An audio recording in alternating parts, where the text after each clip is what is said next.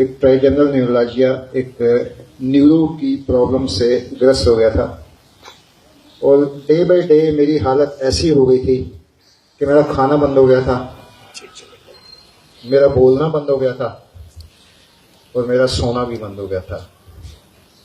मैं 4 साल इतनी ज़बरदस्त पेन में गुजारे हैं कि कई बार माइंड में आया कि इतनी पेन बर्दाश्त नहीं होती, और कई बार दिमाग में नेगेटिव थॉट आए कि शायद लाइफ को मैं ख़त्म कर दूं, क्योंकि ये पेन वाकई ही इतनी भयंकर होती थी कि मैं बर्दाश्त नहीं कर सकता था।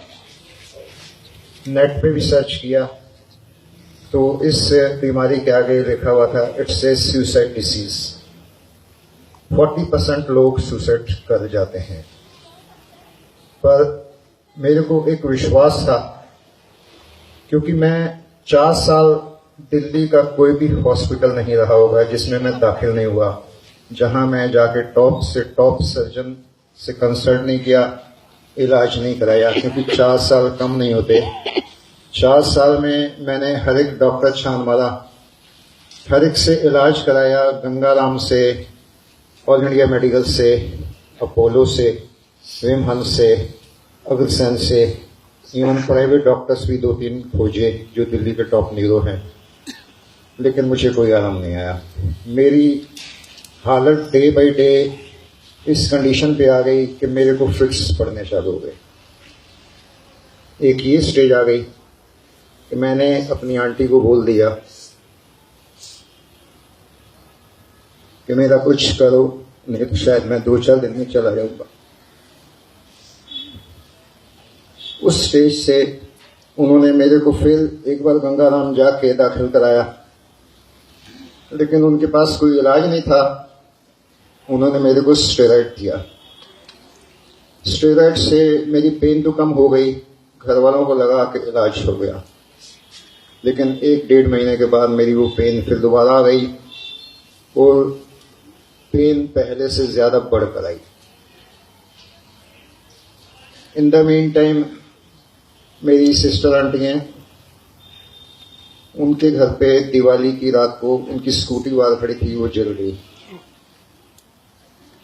और शायद वो स्कूटी का जलना था और मेरी ये बीमारी को उसके साथ जलना था। स्कूटी एक बहाना बनी। मैं स्कूटी को लेके मैकेनिक पे गया। मैकेनिक गुरुजी की संगत में थे। उन्होंने मेरी हालत देखी।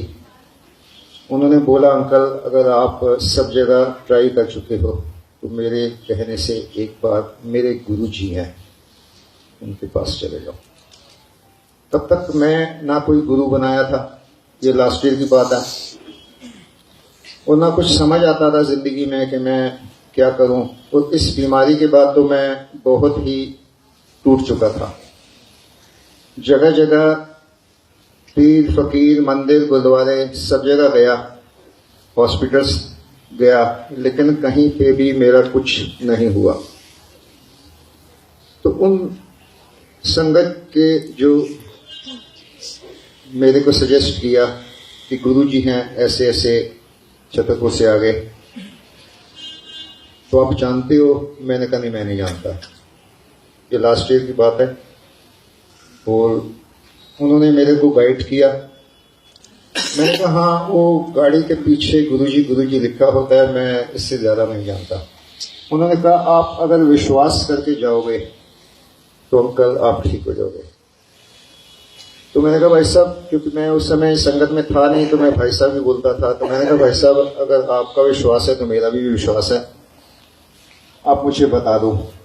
इसी स्कूटी पे मैं गुरुजी का स्टिकर लगा के गुरुजी के मंदिर अपनी इसी सिस्टर को साथ में ले जाऊंगा।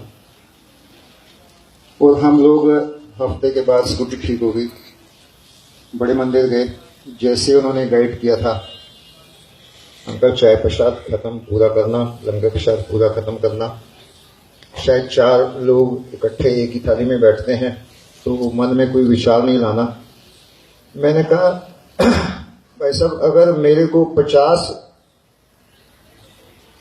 शेड्यूल कास्ट में भी बिठा दोगे तो मैं उनके पाँव पकड़ के भी वो लंगर प्रसाद लूंगा, क्योंकि जो मेरी प्रॉब्लम है वो मैं जानता हूँ, और इससे निकलने का अगर मेरे गुरुजी रास्ता दे देते हैं तो मुझे उनकी कोई भी किसी भी चीज़ से कोई प्रॉब्लम नहीं है।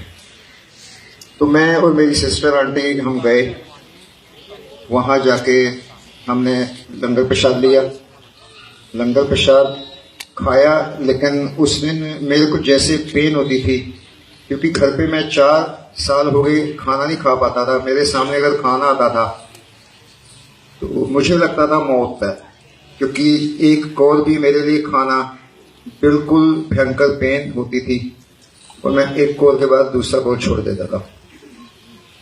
तो वहाँ जो संगत थी, जिनका मेरे साथ 3 अंकल्स का नंबर आया, वो मेरा खाना देखें और वो अपना खाना रोक दें। तो मैंने इन तीनों को इशारा किया, मैंने कहा आप खाओ, मुझे मत देखो, क्योंकि मैं जानता था ये मेरी प्रॉब्लम है। मैं अपने घर पे भी अगर मैं खाना खाता था तो बंद कमरे में खाता था, क्योंकि मेरे परिवार वाले मुझे उस कंडीशन में खाते हुए, रोते हुए, चीखते हुए नहीं देख सकते थे। तो मैंने वहां फर्स्ट डे जब गुरु जी के चरणों में गया, लंगर प्रसाद किया, तो उसी पेन में किया। लेकिन वो विश्वास रख के मैं घर आया। मैंने कहा गुरु जी, मुझे सब तरफ से निराशा मिली है, एक आपसे भी आशा है, आपसे ही आशा है, क्योंकि कुछ दिन पहले मैं सोच चुका था कि सुसाइड कर लूं, लेकिन मेरे माइंड में ये आता था 3958 कार्ड नंबर 3958 प्लीज आप हटा दीजिए। और जब भी हम सत्संग में आए ना तो देखेंगे कि जहां हम पार्किंग करते हैं गाड़ी की, किसी और को प्रॉब्लम ना हो, हमारे नेबर्स को भी प्रॉब्लम ना हो। वो कहेंगे देखो अच्छा सत्संग है इनका, हमारे को तो गाड़ी की प्रॉब्लम होगी। ठीक है जी। तो मैं घर आया इसी विश्वास के साथ कि अब सारे रास्ते बंद हो चुके हैं। मैं कुछ दिन पहले ये भी विचार बना लिया था कि नेगेटिव थॉट आने लगे थे, पर उस दिन मेरे माइंड में पॉजिटिव थॉट आए। जिस दिन पहले दिन गुरु जी के होकर आया, मन को बड़ी शांति मिली। एक विश्वास मन में लेके, जो मैं 4 साल से जिंदगी मौत से लड़ रहा था, उस दिन मेरा विश्वास डबल हो गया कि चलो एक रास्ता है और पूरे विश्वास के साथ चलूं, वो जरूर मिलेगा। और 1 हफ्ते के बाद फिर मेरी सिस्टर आंटी ने बोला कि एक बार फिर चलते हैं गुरु जी के। सेकंड 1 वीक के बाद फिर गए और लंगर प्रसाद खाया। उस दिन मैं बड़ा सस्पेंस में था। एक कोल खाता हूं, बहुत दर्द होती है, दूसरा कोल खाता हूं, नहीं होती, तीसरा खाता हूं, दर्द होती है, चौथा खाता हूं, नहीं होती। मन में जय गुरु जी करके खाता गया। मैंने कहा गुरु जी कुछ तो आप कर रहे हो। इसी विश्वास से मैं उसने लंगर खाया। मैं डिसाइड नहीं कर पा था पेन है या नहीं है, लेकिन उसी विश्वास को लेकर मैं फिर अपने घर आ गया। 2 दिन बीते होंगे। मैं शाम को अपनी आंटी को बोला कि खाना लगा दो, उसने खाना लगा दिया। उसने मेरे सामने एक फुल्का प्रसाद रखा, दूसरा रखा, तीसरा रखा, चौथा रखा, 5वां रखा, और मैं ऐसे खाए जा रहा हूं कि जैसे जिंदगी में मैंने पहली बार खाना सीखा है।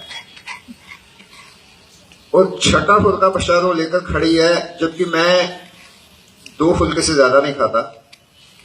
तो मुस्कुरा के मेरे को देख रही है, कहती क्या हो गया। मैंने कहा गुरु जी की कृपा हो गई, जय गुरु जी।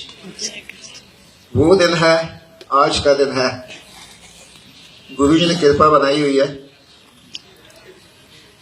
सब पे ये कृपा बनी रहे। जय गुरु जी। Center.